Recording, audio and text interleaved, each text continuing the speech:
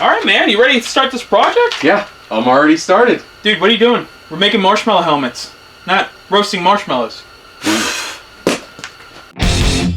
This is my good friend Fern. You've met him on my channel before. Hey, guys. He runs the Fortress of Solidudes podcast that I am a special guest on all the time. All the time. And I wanted to make a marshmallow helmet. And since he wanted to make one, I decided I wanted to make one too. And what's better than one marshmallow helmet? 2 marshmallow helmets. So for those of you who don't know, Marshmello is a DJ and producer, and recently his skin was featured in Fortnite. And that's how I found out about Marshmello and wanted to make my own helmet because I thought it looked cool. So I figured it'd be a good chance for us to do a collab and show you that there's different ways to make the same thing. He 3D printed his helmet and I'm going to make mine by hand out of this cardboard tube. And we're gonna race to see who can complete their helmet first. Ready, set, go.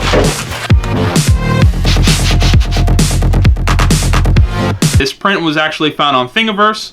The creator is Andy Smithy. He's got some really cool stuff, and I think this helmet was the most accurate. I decided to print this on Jairus's Taz 6. I'll put weight in the middle of the print since it kind of bows inward. I want that to be flush. This printer did infinitely nicer, better than I thought I was going to do. So I'm an owner of a CR10, and when I printed my version on my printer, it did not come out too well. I'm not 100% sure what happened, but I decided to use Jairus's Taz. Super accurate. It did really well with it. Can you not get that cap off? I can't. So the reason why I'm weighing it down is because when we printed it, Jairus pulled it off too early before the plate cooled down, so it's all bowed and jacked up.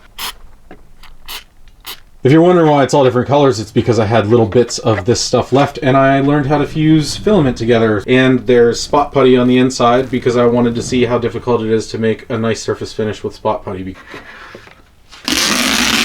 When I wanted to print this out, it took very little time to figure out how to do it. I had never chopped apart it before, but I found this program called NetFab and I could just throw it in there and slice it into pieces and then print it in 4 sections. What I didn't think about was how he was going to glue it together. We haven't done a full-on dry fit to see if these all are the right size. Well, that came right out. Let's dry fit.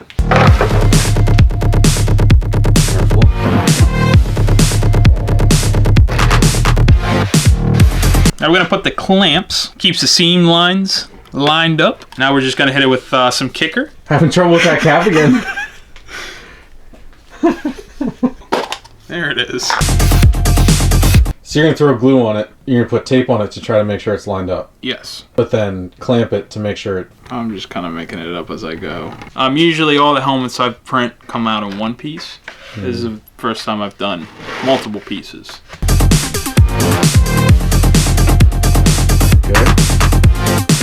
Everything's dry and set, and it is now one whole piece. To cover the print lines, I'm going to use the XTC 3D 2:1 ratio to a 1 part B. So much for XTC 3D being faster than wood filler. It's going to take him an hour to squeeze that out. You'd be done.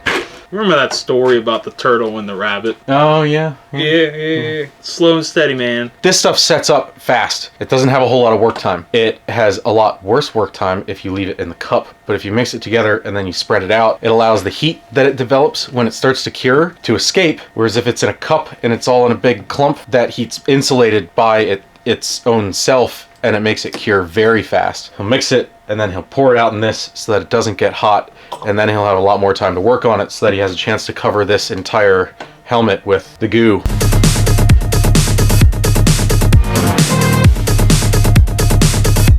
That's all she wrote. Let it cure overnight. It's been 24 hours. You can hand sand this or use a power sander. It's a big surface, so I would use... I'm gonna use some wood filler. You guys could use spot putty. I prefer wood filler. It sticks to the surface and I feel like it dries quicker and it's super easy to sand after you're done. Spatula, wood filler, we shall begin.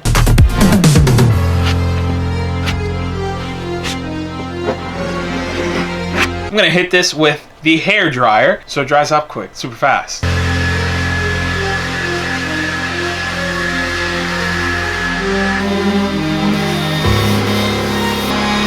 Sanded, first layer. So like anything in 3D printing, it's a lot of sanding, filling, and sanding. See when I'm done with the next 3 layers.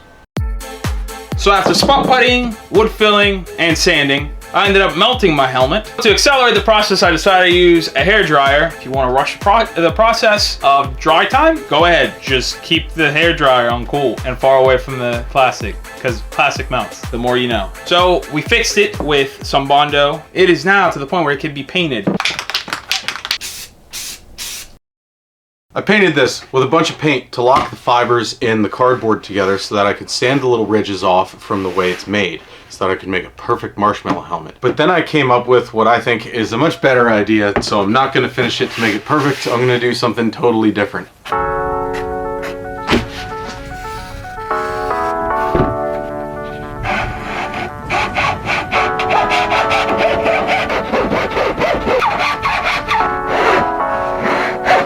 Scrap piece insulation foam. Ta-da. I want this to be close enough that it's just a snug fit and I can just push it in. Cut it a little big. I'm gonna do some trimming. This foam likes to break rather than squish. It tends to just snap. Chunks of it'll instead of it squishing. It's a nice fit. Started breaking right there instead of squishing. There we go. Bigger the gob, the better the job on this one.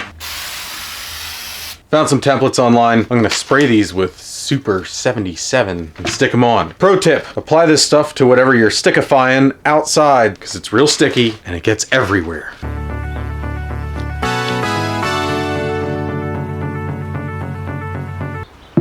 This is a Dremel zip bit, and it's kind of like a drill, except it's made to cut sideways.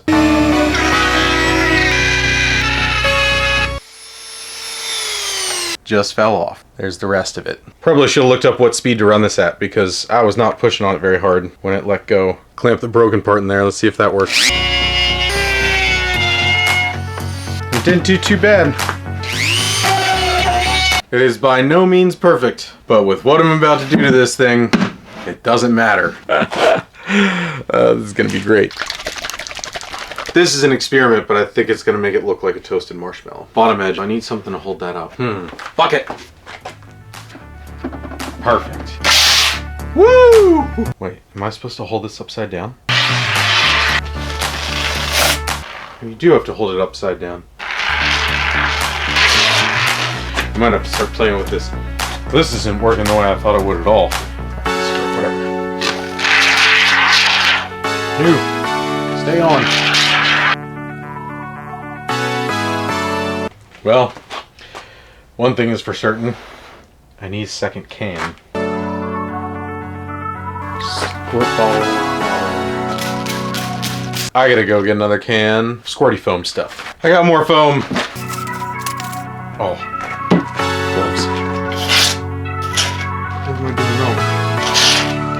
What's going on with this stuff? Newfangled can technology being crazy.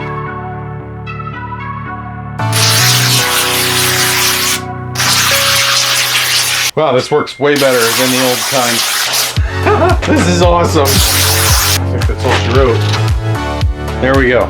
Water for enhanced curing. So it's squishy right now, but it's not sticky. I found that if I push on it, it kind of makes it look more roasted marshmallow-like.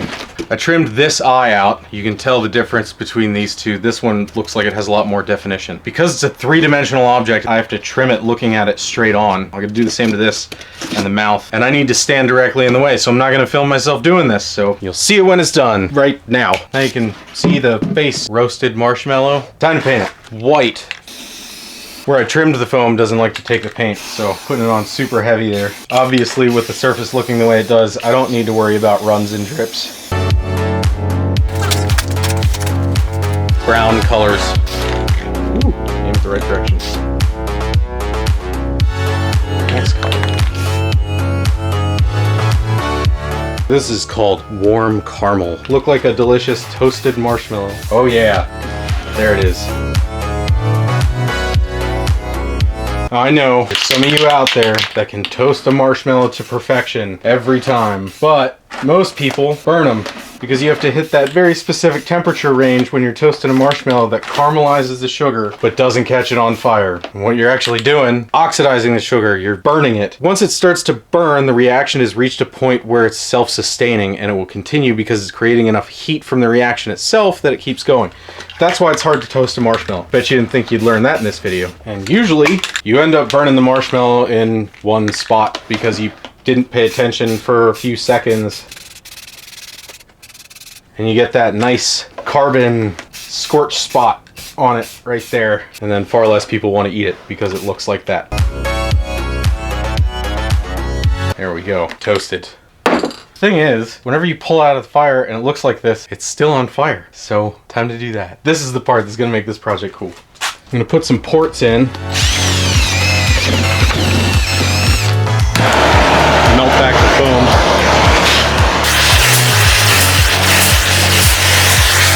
Needs a little bit of paint in those holes.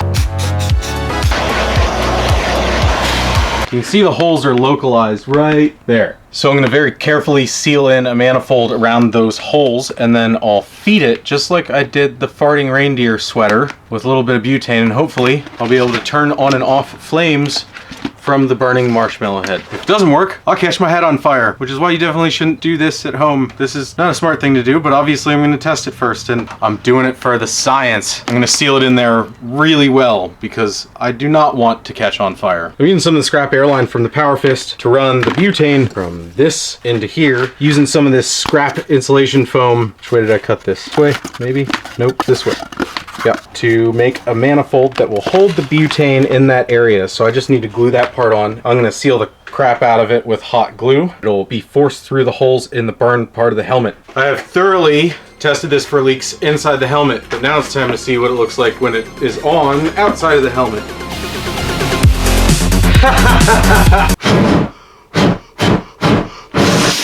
I'll just have to have somebody blow out my marshmallow whenever I light it up. Yeah, so now I can, on demand.